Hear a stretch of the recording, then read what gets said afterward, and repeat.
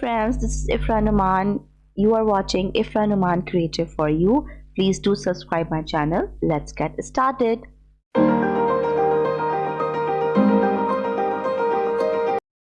So friends, आज का हमारा टॉपिक है लेयर्स पैनल। आज हम लेयर्स पैनल को डिटेल में देखेंगे कि लेयर्स पैनल में कौन कौन से ऑप्शंस होते हैं और हम कौन कौन से ऑप्शंस यूज़ करते हुए अपनी इमेज में या अपने डिज़ाइन में चेंजेस ला सकते हैं। जो सबसे पहले हमने एक इमेज यहाँ पे ओपन कर ली है। इमेज ओपन करने के बाद आप राइट हैंड साइड पर देखेंगे हमारा लेयर्स पैनल ओपन हुआ है। ठीक है, अच्छा, अगर मैं इसको बंद कर देती हूँ तो ये कुछ ऐसा शो होता है। आप फिर इसको क्लिक करके जब ओपन करेंगे तो फिर ये ऐसा शो होगा। हमारे जो लेयर्स पैनल के सारे ऑप्शंस हैं वो डिसेबल हुए हैं, कोई भी ऑप्शंस यहाँ पे काम नहीं कर रहा। द रीज़न बिहाइंड दैट कि हमारे पास जो लेयर ओपन है वो यहाँ पर लॉक है और ये बैकग्राउंड लेयर है। बैकग्राउंड लेयर पे हम चेंजेस नहीं कर सकते, मतलब कि हम इसको मूव नहीं कर सकते। जब हमने इसको मूव करने की ट्राई करी, हमारे पास मूव टूल इनेबल है। हमने जब मूव करने की इसको ट्राई करी तो यहाँ पर लिखा आया the currently selected layer is a background layer, you can not move a background layer और change its stacking order, blending mode और ओपेसिटी। ये तीन चीज़ें आप इसकी चेंज नहीं कर सकते। आप इसका साइज चेंज नहीं कर सकते, आप इसका ब्लेंडिंग मोड चेंज नहीं कर सकते और आप इसकी ओपेसिटी चेंज नहीं कर सकते। अभी आपको ये तीनों चीज़ें बहुत नई नई लग रही होंगी, अभी हम देखेंगे कि ये सब चीज़ें होती क्या हैं। हमें इनेबल करने हैं तो हम क्या करेंगे, हम ये करेंगे कि हम यहाँ पर इस लॉक साइन को जब क्लिक करेंगे, राइट क्लिक वन टाइम, तो हमारे पास ये जो बैकग्राउंड लेयर थी, अब देखिए इसका नाम हो गया है लेयर 0। दैट मीन्स कि अब ये बैकग्राउंड लेयर से हटके एक नॉर्मल लेयर में कन्वर्ट हो गई है, क्योंकि हमने यहाँ से इसका लॉक साइन हटा दिया तो ऑटोमेटिकली उसने बैकग्राउंड का नाम हटा के हमें लेयर का नाम दे दिया है। अब जब उसने हमें लेयर का नाम दे दिया है तो अब हम इसमें चेंजेस कर सकते हैं।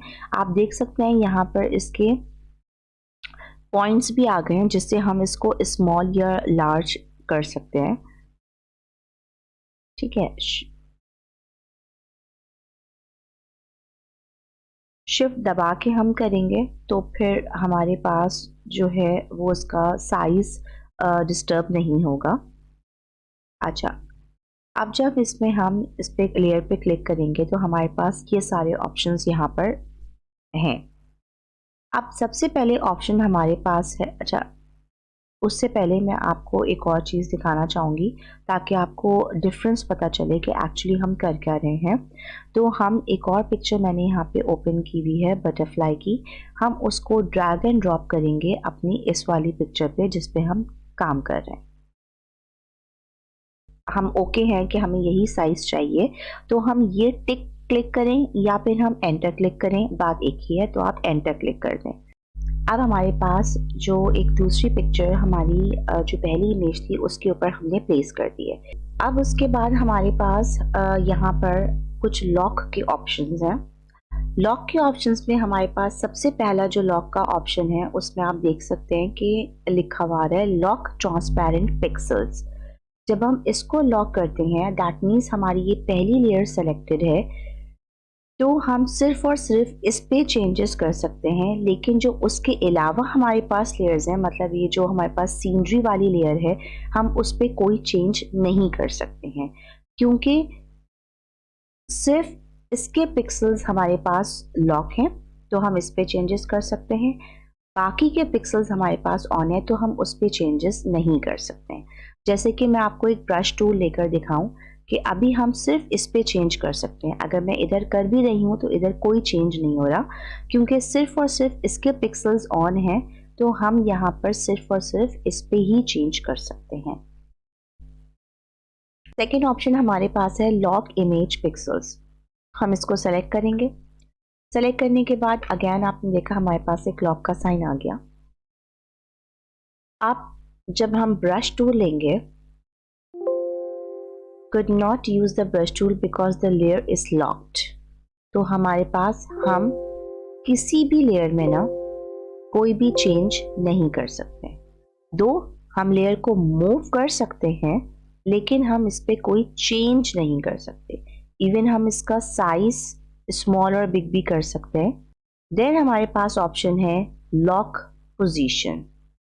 जब हमने लॉक पोजीशन सेलेक्ट किया तो हम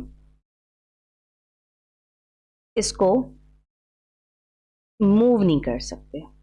अब क्योंकि हमने ये वाली लेयर पे ये वाला लॉक सेलेक्ट किया है, लॉक इमेज पोजीशन।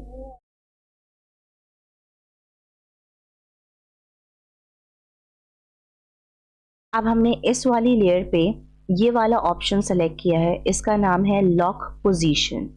जब हमने इसकी पोजीशन को लॉक कर दिया, दैट मीन्स कि अब हम जब मूव टूल यूज़ करेंगे तो हम बाकी लेयर्स को मूव कर सकते हैं, लेकिन हम इस इमेज को मूव नहीं कर सकते क्योंकि हमने इसको लॉक कर दिया है, इसकी पोजीशनिंग को लॉक कर दिया है।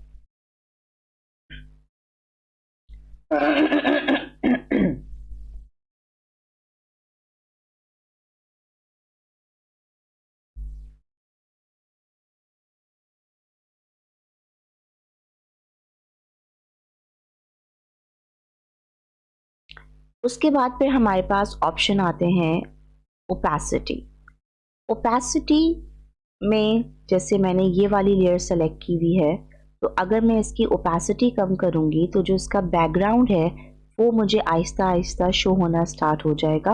और एक पॉइंट आएगा, अगर मैं बिल्कुल ओपेसिटी को ज़ीरो कर दूँगी तो हमारे पास ये इमेज बिल्कुल गायब हो जाएगी और हमें सिर्फ अपना बैकग्राउंड ही दिखेगा। मतलब ये जो इमेज की जो कलर्स होते हैं उसको लाइट करता जाता है और ट्रांसपेरेंट की तरफ लेकर जाता है। मतलब यहाँ पर हमारे पास इमेज अभी भी होगी लेकिन हम शो नहीं होगी क्योंकि हमने अपनी इमेज को ट्रांसपेरेंट कर दिया है। जैसे जैसे अब हम इसकी ओपेसिटी इंक्रीज करेंगे वैसे वैसे ये हमें शो होने लगेगी। देन हमारे पास ऑप्शन एक है ब्लेंडिंग मोड्स का ऑप्शन है। ब्लेंडिंग मोड्स में हमारे पास बहुत सारे ऑप्शंस हैं, लेकिन ये जो पांच हैं ये हमारे पास डार्कन मोड्स हैं, ये हमारे पास लाइटन मोड्स हैं, ये हमारे पास और सारे ऑप्शंस हैं। So we have around 6 types of options और उसमें भी मल्टीपल ऑप्शंस हैं। ठीक है, जैसे अगर ये हमने लेयर सेलेक्ट की हुई है, इस पे अगर हम मल्टीप्लाई करते हैं तो ये डार्कन मोड की तरफ चला गया बिकॉज ये डार्कन वाले सेक्शन में था। ठीक है, अब अगर हम लाइटन में आएंगे और स्क्रीन पे क्लिक करेंगे तो ये लाइटन मोड की तरफ चला गया बिकॉज ये लाइटन मोड पे है इस वक्त। उसके बाद अगर हम डिज़ोल्व करते हैं तो ये कुछ इस तरीके से शो होता है। अगर हम विविड पे जाएंगे तो ये इस तरीके का ऑप्शन देगा। देन अगर हम सॉफ्ट पे जाएंगे तो ये इस तरीके का ऑप्शन देगा। हम ह्यू पे जाएंगे तो थोड़ा ब्लैकिश वाइटिश की तरफ चला जाएगा लाइक दिस। जो बैकग्राउंड लेयर है जो कि अब लेयर ज़ीरो हो गई, जब हमने उसको लॉक उसका हटाया था तो ये लेयर ज़ीरो में कन्वर्ट हो गई थी, तो हम उसमें भी चेंजेस कर सकते हैं। हम उसकी भी ओपेसिटी लो या हाई कर सकते हैं। ओके, वन मोर थिंग, हमारे पास एक और चीज़ होती है। अगर हम यहाँ पर एक न्यू फाइल लेते हैं 1080 का, मैंने यहाँ पे एक आउटपुट, हमने यहाँ पर न्यू आउटपुट क्रिएट कर लिया।